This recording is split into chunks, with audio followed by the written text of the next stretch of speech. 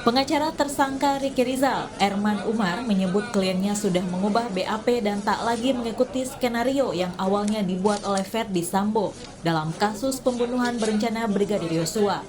Ricky Rizal juga menyebut tidak mengetahui adanya pelecehan terhadap istri Verdi Sambo, Putri Chandrawati. Ya, kalau dipertanyakan masalah pelecehan, dia tidak melihat dan tidak mengetahui, tidak ada orang yang menyampaikan, baik oleh Kuat, Susi maupun Ibu.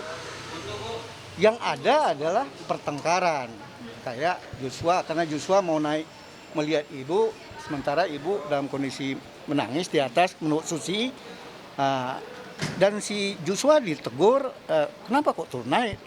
Nah, terus menghindar. Jadi kan menimbulkan kecurigaan oleh apa pertengkaran apa antara Joshua dengan Ibu, atau dibalik itu kita nggak tahu. Ya itu kan pertama kan mereka dikumpulkan kan di Provos, pemeriksaan di Provos, terus ke pemeriksaan Jakarta Selatan.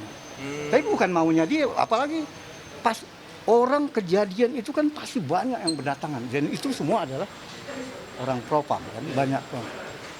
Mana mungkin dia berdaya mau menyatakan kebenaran apa gitu. Dan pasti dikumpulkan mereka, kemudian baru diperiksa satu-satu.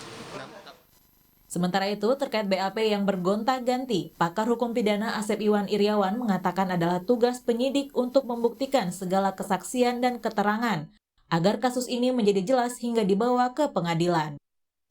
Bang, aktor intelektualnya jelas FS kan, nggak ada yang aktor intelektual lain. Nah sekarang peran-peran lainnya sebuktikan. Kalau selama ini kan kita ikutin di media ya cuman ya ketahuan. Nah sekarang ada berita baru dari Pak Erman tentang RR. Nah tinggal nanti sejauh mana, apakah dia membantu atau ikut serta, nanti kita lihat kan, karena kita belum jauh keterangan RR.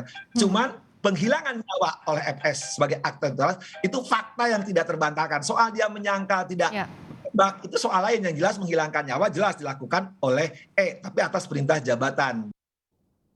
Selain keterangan tersangka yang belakangan berubah, muncul juga dugaan baru dalam perkembangan kasus pembunuhan berencana Brigadir Yosua, yaitu mengenai dugaan adanya peluru ketiga di TKP pembunuhan di Duren 3, Jakarta.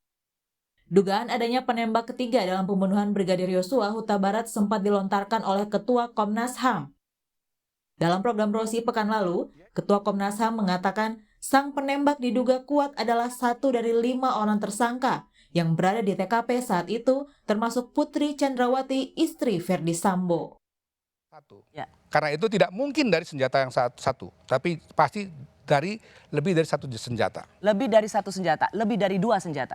Bisa jadi lebih dari 2 senjata. Makanya saya munculkan juga misalnya kemungkinan ada pihak ketiga. Dan kalau kita baca komentar dari Pak Kabar Eskrim, sebagai sebuah analisis Ketua Komnas HAM itu sah saja dia bilang.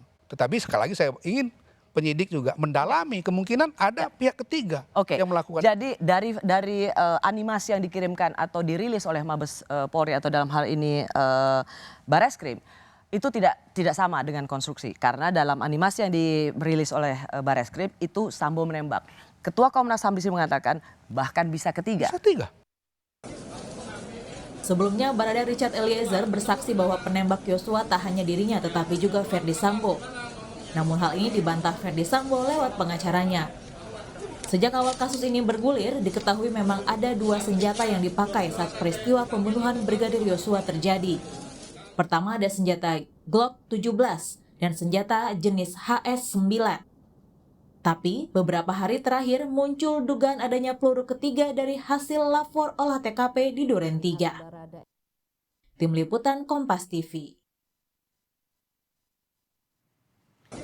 Saudara, informasi yang kami dapatkan bahwa ada perubahan BAP oleh Ricky Rizal menjadi tanda tanya khususnya terkait dengan dugaan skenario yang dibuat Sambo. Apakah ini untuk menghindari hukuman maksimal dari kasus pembunuhan berencana? Dan akankah kesaksian Ricky Rizal bisa menjadikannya justice collaborator? Sayang sekali kami belum bisa menghubungi Erman Umar, pengacara dari Bribka Ricky Rizal. Nanti kami akan coba terus menghubunginya. Tapi sementara kami akan bersama dengan Antonius Wibowo, Wakil Ketua Lembaga Perlindungan Saksi dan Korban. Saya ke Bung Anton. Bung Anton, selamat malam, sehat selalu. Selamat malam, Bung Iman. Baik, saya sempat mewawancarai Erman Umar, pengacara dari Bribka Ricky Rizal. Meskipun saya tidak melihat ada sesuatu yang baru dari hasil wawancara saya, 3 segmen pada program Aiman, yang diindikasikan bahwa Ricky Rizal melawan atasannya Verdi Sambo. Kesimpulan yang saya dapatkan justru malah menguatkan skenario Verdi Sambo. Apakah Anda sebagai LPSK yang juga tentu terkait dengan saksi Ricky Rizal ini mendapatkan fakta yang sama? Ya, saya belum bisa mengomentari hal itu, Bung Aiman, Ya. karena memang sampai dengan hari ini Saudara Ricky Rizal itu belum mengajukan permohonan perlindungan ke LPSK. Soal justice collaborator atau perlindungan saksi biasa? Soal justice collaborator Oke. dan juga soal perlindungan saksi biasa. Nah, Ya. nanti setelah permohonan perlindungan itu masuk ke LPSK, tentulah LPSK akan melakukan penelaahan sebagaimana SOP yang kita terapkan. Artinya sejauh ini Pak Anton, belum ada hal yang signifikan, belum ada hal yang penting yang diungkap oleh Ricky Rizal. Saya belum bisa komentari itu, Bung Aiman. Ya, Ini karena kan- begini, logikanya begini, kalau seandainya ada hal yang penting atau ada niat untuk mengungkap, maka ia mengajukan perlindungan ke LPSK. Logika sederhananya seperti itu. Ya mungkin iya, mungkin tidak. Nah, Bung Aiman Kenapa bisa tidak? nanti Kenapa tidak, Bung Anton? Kalau Begini. seandainya dia yakin untuk membongkarkan, apalagi ini terkait dengan atasannya, ada gengnya, pastikan dia akan menghubungi LPSK. Tidak ada lembaga lain yang bisa dia hubungi. ya memang logikanya adalah atau harapan LPSK adalah bahwa jika Ricky Rizal ini merasa mempunyai informasi baru ya atau informasi yang signifikan untuk Ya. pengungkapan perkara, itu monggo silahkan diajukan ke LPSK bersama-sama dengan pengajuan permohonan perlindungan, Baik. termasuk di dalamnya permohonan perlindungan sebagai justice collaborator. Baik, saya mau hubungi Bung Erman Umar. Bung Erman sudah bergabung dengan Aiman, Bung Erman. Ya. Apa kabar? Sehat selalu. Bung Erman, saya ingin tanya, apakah sudah ada perubahan data, fakta terkait dengan informasi mengubah BAP? Betul demikian? Per hari apa dan apa yang diubah? Ya sudah lama sebenarnya. Oh, bukan Saya- baru ini berarti, karena dari BAP skenario yang dulu yang di rumah Duren 3 maksudnya ya? Ya, artinya skenario yang lalu itu kan mulai tanggal 8 Agustus. 8 Juli, Pak. 8 bukan, BAP-nya itu kan 8 kejadian memang iya, tapi kan belum diproses waktu itu kan, kalau Oke. kejadian. Maksudnya mengubah BAP itu mengubah BAP dari skenario-nya Sambo yang pertama. Ya. Oke, saya pikir ada skenario BAP baru, tapi kan di BAP baru juga nggak ada yang baru, Pak. Semuanya tidak ada yang kemudian katakanlah signifikan untuk diungkap. Ya, kalau menurut dia itu sudah signifikan. Karena Dua hal saya sebutkan, Pak. Mohon maaf, saya nanti bisa jelaskan. Yang pertama, Ricky Rizal mengaku tidak melihat apakah Ferdy Sambo menembak atau tidak. Itu masih diakui sampai sekarang ya. Tidak melihat. Artinya tidak ada data yang signifikan. Yang kedua, tidak melihat pelecehan juga. Artinya juga tidak bisa dijadikan saksi untuk dua hal itu. Meskipun secara logika tentu aneh ketika ada di lokasi berdampingan tapi tidak melihat siapa yang menembak selain Richard Eliezer. Kalau menurut saya itu logika objektif boleh, tapi semua orang akan berbeda. Artinya sesuai dengan pengalaman dan fakta yang dialami. Kan saya sudah jelaskan, ada jeda, ada kejadian, setelah ada kejadian, dia mendapatkan HT dari temannya. Dan ini dia kan pasti juga membutuhkan. Membutuhkan ini ada orang dalam yang di luar, yang mendengar, kemudian dia berbalik arah. Nah, itulah yang menyebabkan dia tidak melihat sempurna. Dia berbalik arah karena Romer yang dilihat HT tidak melihat mukanya, berbalik arah kan paling ada tiga balik arah lagi. Ya, karena ada HT itu. Kan ada waktu jeda. Baiklah, itu kan versinya Ricky Rizal. Tapi oke lah, meskipun secara logika tentu sulit untuk masuk ke dalam bayangan logika itu. Tapi saya ingin tanya Pak Bung Erman, kalau seandainya Anda mengklaim bahwa Ricky Rizal mau membongkar yang sebenarnya, betul? Ya, dia merasa sudah membongkar, dia sudah apa yang dia sampaikan, yang sudah dia ketahui itu sudah dibuka. Jadi tidak ada kalimat yang menyatakan ada lagi yang mau dibongkar, itu tidak ada. Nggak ada yang baru. Dan sementara yang sudah dibongkar menurut versi dari Ricky Rizal, nggak ada yang baru juga, nggak ada yang signifikan juga, nggak ada yang penting juga gitu kan. Nah, begitu juga di masalah pelecehan. Masalah pelecehan. Nggak lihat. Dia tidak melihat dan dia mengetahui baru ucapan Sambo. Baik. Ya, artinya tidak ada yang signifikan dari situ. Sekarang saya ingin tanya Pak, artinya nggak ada keinginan juga dong untuk menjadi justice collaborator karena dianggap bahwa nggak ada yang signifikan, nggak ada yang baru. Bukan gitu. Masalah JC ini ada persoalan lain. Kalau satu saat dia ditekan, perkembangannya mungkin mau sidang, suruh cabut hal-hal yang sudah disampaikan, suruh cabut. Itu kan bisa juga dia keamanan terganggu. Pada saat dia merasa nggak aman, nggak nyaman, mungkin pada saat itu dia bisa. Jadi pengadilan nanti mungkin berubah. Tapi kan kita bicara andai-andai nanti. Tapi sekarang begini Bung Herman. Apakah kemudian bayangannya tentu ya, ketika hendak membongkar maka ada kekhawatiran lalu kemudian melapor ke LPSK. Tapi sampai saat ini belum ada keinginan untuk melapor untuk meminta perlindungan ke LPSK untuk menjadi justice collaborator. Lalu bagaimana mungkin bisa dikatakan bahwa Ricky Rizal misalnya mau buka-bukaan? Kan nggak masuk akal juga. Oh, nggak begitu logikanya. Dia sudah menyatakan dia sudah buka-bukaan. Tapi itu tentu terserah apakah dia benar apa tidak. Ya kan? Apakah dia sudah jujur apa tidak. Tapi dia sudah menyampaikan, sudah membuka. Tapi buat apa lagi? Yang penting kalau dia merasa keamanan. Ya kalau keamanan wajar dong. Kalau dia merasa diancam, kamu harus cabut itu lagi. Itu kan berarti bermasalah. Yeah. Nah, itu yang mungkin dia membutuhkan justice collaborator atau perlindungan kepada LPSK. Tapi sepanjang kita udah menghimbau, saya udah menyiapkan konsep, tulisan udah saya serahkan, tapi kan tergantung dia. Dia merasa masih nyaman, masih belum ada ancaman, sementara begitu, kalau nanti saya diancam, saya baru ngajukan. Nah sekarang apa pilihan saya sebagai lawyer? Apakah berarti lucu juga dong? Dia sudah menganggap seperti itu, tapi ya udah itu wajar, masyarakat silakan menilai. Saya ingin ke Bung Anton. Apakah bisa disimpulkan bahwa Ricky Rizal berbalik lawan arah melawan Sambo? Yang menyimpulkan bukan saya, Bung Aiman ya. Iya, tentu kan Anda memperhatikan informasi dari luar, Anda memperhatikan juga pernyataan-pernyataan yang barusan disampaikan oleh Bung Herman Umar. Ya, dalam kapasitas itu memang ada perbedaan keterangan atau informasi ya yang dulu disampaikan oleh Ricky Rizal, kemudian yang sekarang sebagaimana tadi disampaikan oleh Bung Herman Umar. Nah, namun demikian dalam konteks LPSK tentu saja saya harus menyampaikan gitu ya, kalau belum ada permohonan secara formal ke LPSK, tentu kami tidak bisa melakukan penelaahan, Bung Aiman. Bahwa kemudian tidak ada niatan untuk menjadi justice collaborator, apakah ada hal yang aneh di sini? Karena ketika membongkar-bongkar kan pasti akan menghubungi LPSK. Misalnya seperti itu ya? Ya, tadi Bung Herman Umar sudah sampaikan ya, sebetulnya Bung Herman sebagai lawyer dari Ricky Rizal juga sudah menyampaikan kepada Ricky Rizal gitu ya.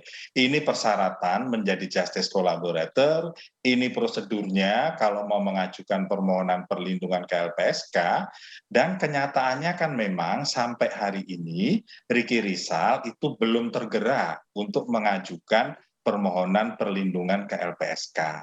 Saya sependapat dengan Bung Herman Umar bahwa itu memang harus dengan persetujuan yang bersangkutan.